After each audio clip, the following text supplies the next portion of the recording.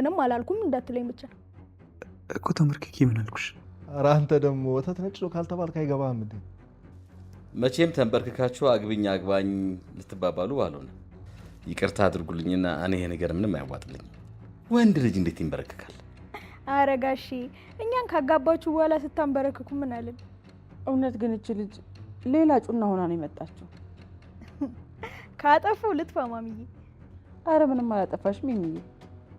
የጩና ከኮማ ውስጥ መውጣት ለቤተሰባችን የደስታ ምንጭ ሆነ። አሁን ቢያንስ የጩናን መጨረሻ አውቀናል። አሁን ደግሞ የሚቀረን የአምራን ይሆናል። አምራንን ልጠይቃት ስለሚሄድ በዛው ያለችበትን ሁኔታ እስኪያያለሁ። ታዲያ ጠንቀቅ በል ዳጊ፣ ውጪ ተፈራ እንዳለ እንዳትረሳ። አረሰው ደግሞ እኮ ብዙም አልቆይም። ዳጊ እንዴት ነህ? ምን ነው ጠፋክ? አንተ ብቻ እኮ ነው መተህ ያልጠየከኝ። ምንም እረፍት አልነበረኝም አምራን። አንዴ አባዬን ጉዳይ ሳስጨርስ፣ አንዴ ደግሞ የአውሬ የሆነ ሰውዬን እስኪፈረድበት ድረስ ስሯሯጥ ብቻ እስኪ ተይኝ እባክህ ዳጊ። ተስፋ እንዳትቆርጥ፣ አለበለዚያ እዚህ የገባሁት ያለ ምንም ምክንያት ነው ማለት ነው። ተስፋ አንቆርጥም አምራን። ያን ጭራቅ ድጋሚ ለፍርድ ለማቅረብ ምንችለውን ብቻ ሳይሆን ማንችለውንም ነገር እናደርጋለን። አንተና ናሆም ፋኑን እየጠበቃችሁት ነው አይደል? እሱ እኮ ሰውን ማከም እንጂ ከሰው ጋር መጣላት አይችልበትም። እጮኛሽ እንደዚህ እንደምታስቢው የዋዛ ሰው አይደለም ባክሽ። እድሜው ረጅም ነው። ደወል። ሄሎ ዶክተር።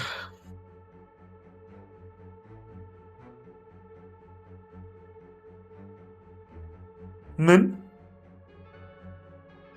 ምንድነው እሱ? ዳጊ ምን ተፈጠረ?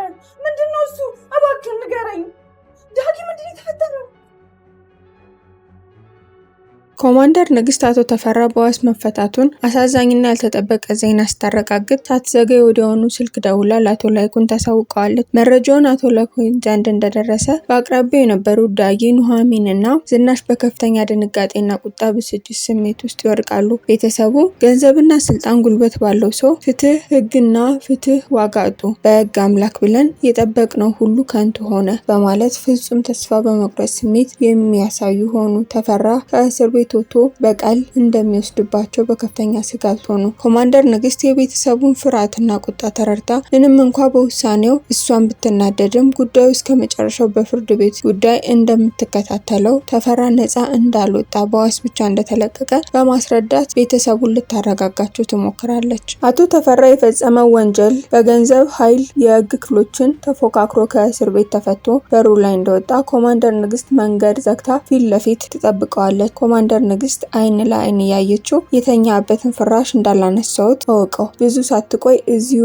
ትመለሳለህ፣ የሰራውን ወንጀል እንዲህ በቀላሉ አይዘነጋም በማለት ያላትን ቁርጠኝነትና ጽናት ተናግረዋለች። ተፈራ ግን በፍጹም ትዕቢት እምቢተኝነት እያፌዘ በሳቅ መመለስ ጀመረ። የንጹሃን ጋዜጣ መግለጫ እንዲዘጋጅ በህብረተሰቡ ዘንድ የጎላ ስሙ እንዲስተካከል ረዳቱን ይነግረዋል። ከዚህ ባሻገር በልቡ ውስጥ ትልቅ የበቀል እሳት እያነደደ መምጣቱ ከእስር ከእንግዲህ ስሙ እንዲበላሽ ምክንያት የሆኑትን የአቶ ላይኩን ቤተሰብ አንድ በአንድ እያነቀ በበቀል እንደሚገላቸው ሙሉ በሙሉ የማጥፋት አደገኛ ሚስጥራዊ እቅድ ያወጣል። ኮማንደር ንግስትም ፊት ለፊት እስከ መጨረሻው እንደምትጋፈጠው ይነግራታል። ተይ እንጂ እኔ አሁንም አላመንሽም እንዴ? እንዳንቺ አይነት እና እንደ ላይኩን ቤተሰብ የተፈታተነኝ ሰው የለም። እኔ አሁን ነፃ ወጥቻለሁ። ከዚህ በኋላ ምንም አታመጭም። አንቺን ደግሞ በቅርቡ አስነሳሻለሁ ይላታል። እሱም ማድረግ እንደማይችልና እውነተኛ ፍርድ እንደሚቀርብ ያላትን ማስረጃ በሙሉ አጠናክራ እንደምትፈርድበት አጥብቃ ተነግረዋለች። ኮማንደር ንግስትም ከሱ ከተለየች በኋላ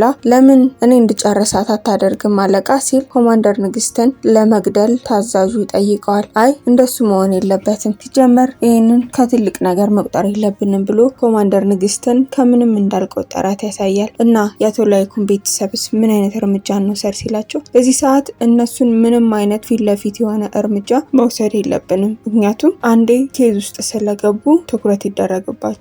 ስለዚህ ቀስ ብለን ምንም በማይጠረጠር ሁኔታ አንድ በአንድ ቀስ እያደረግን የምንጨርሳቸው ሲል እቅዱን ይነግረዋል። ለረጅም ጊዜ በህይወትና በሞት መካከል ሆና በኮማ ውስጥ የቆየችው ጩና ያልተጠበቀ ተአምር ሆኖ ሙሉ በሙሉ ነቅታ ከአይሲዩ ክፍል ወጥታ ወደ ሕክምና ክፍል ተዘዋውራለች። ከዛም ወጥታ ወደ ቤት ወስዷታል። አቶ ላይኩን፣ ዳጊ፣ ኑሐሚን፣ እናቷ ሁሉ ሁሉም የአቶ ላይኩን ቤተሰቦች በሆስፒታል ተሰብስበው ከሞት አፋፍ ተመልሳ በመንቃቷ እርስ በእርስ እየተቃቀፉ በከፍተኛ የደስታና የእንባ የእልልታ ተላቅሰው ደስታቸውን ይገልጻሉ። የጩና ሁኔታ ግን የሁሉን ትኩረት የሚስብ ያልተጠበቀ ነገር ሆኗል። ጩና ከበፊቱ በፍርሃትና በመረጋጋት የነበረች ልጅ አሁን ላይ ምንም የማትፈራ ባህሪዋ ሙሉ በሙሉ የተቀየረ ያልተለመደ ተጫዋች፣ ከባድ ሳቂታ፣ ያልተነገረ ድፍረትና ፍርሃት አልበኝነት የተሞላ አዲስ ባህሪ እያሳየች ነው። ይህ ያልተለመደ ሁኔታ ያሳሰበው ዳጊ ወደ ዶክተሩ ተጠግቶ በጭንቀት ይነግረዋል። ዶክተር ፋኑኤል ለዳጊ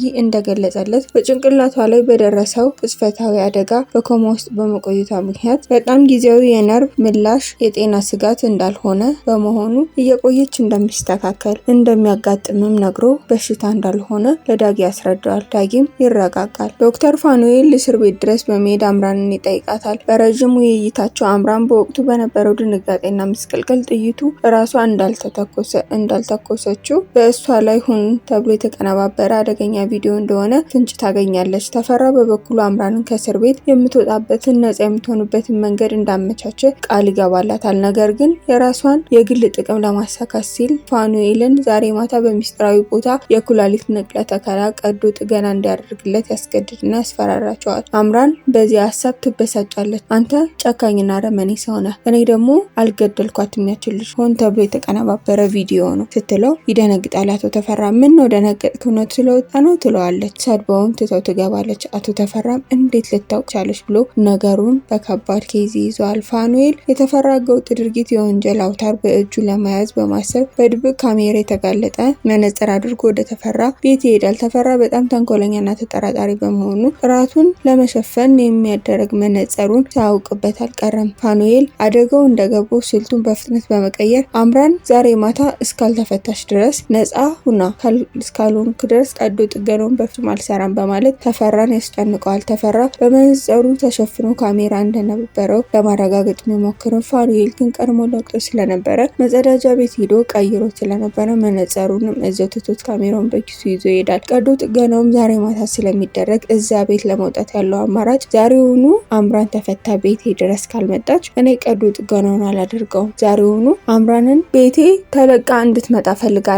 ከዛ ደግሞ እኔ ነገ ቀዶ ጥገናውን አደርግልሃለሁ ይለዋል። አቶ ተፈራም እንዴት አምናሃለሁ ሲለው ምን ነው ፈራ መሆንህን ረሳኸው እንዴ? መልሰህ ታሳስራታለህ ብሎ ሊያዘናጋው ይሞክራል። በዚሁም ከቤት ትቶ ይወጣል። ዳጊ እስር ቤት ድረስ በመሄድ አምራንን እየጠየቀ እሷን ለማስፈታትና እውነቱን ለማውጣት ሁሉንም ጥረት እያደረጉ እንደሆነ እሷ ተስፋ መቁረጥ እንደሌለባት እያበረታት እያጽናናት እስከዛሬ ድረስ ያልመጣሁት ያው ትረጅኛለሽ የአባቴን ጉዳይ እስከ መጨረሻው ድረስ ፍትህ ለማሰጠት በዛሬ ደግሞ ጩና ከኮማ አልወጣችም ነበረ። ለዛ ነው እንጂ ፍጹም ዘንግትሽ አይደለም። ናሆምና አባዬም ቢሆን ያንቺን ጉዳይ በፍጥነትና በአጭሩ እንዲያልቅ እየተከታተሉ መሆኑን ስላወኩ ነው ይላታል። አምራንም ችግር እንደሌለውና እሱም ያለበትን ሁኔታ እንደምትረዳ እየነገረችው ባለበት ሰዓት ዶክተር ፋኑኤል ይደውልለታል። አስቸኳይና የተጨነቀ ጥሪ ለዳጊ ይደርሰዋል። በስልኩ የተሰሙ ያልተጠበቀ አስጨናቂ መረጃ የዳጊን ፊት ሙሉ በሙሉ በመቀየር ከቁጥጥር ውጭ በከፍተኛ ድንጋጤና ፍርሃት ጭንቀት ውስጥ ይዋጣል። አምራን ይህንን ስታይ ምን ሆነ ፋኑ፣ ምን ሆነ፣ ምን ሰምተህ ነው፣ ምን ሆነ ነው በማለት በፍርሃትና በስጋት ጠይቀው ዳጊ መልስ ሳይሰጣት በከፍተኛ ዝምታና ድንጋጤ ሆኖ የዛሬው ክፍል ይጠናቀቃል። ተመልካቾቻችን የዛሬው የታሪካችን ጉዞ እዚህ ላይ ያበቃል። በሚቀጥለው ክፍል እስከምንገናኝ ድረስ ታሪኩን ከወደዳችሁት ላይክ በማድረግና ለወዳጆቻችሁ በማጋራት እንዲሁም ሀሳብና አስተያየታችሁን በኮሜንት አጋሩን። ለቻናላችን አዲስ ከሆናችሁ ሰብስክራይብ በማድረግ ቤተሰብ ይሁኑ። በቀጣይ ክፍል እስከምንገናኝ ድረስ ደህና ሰንብቱ።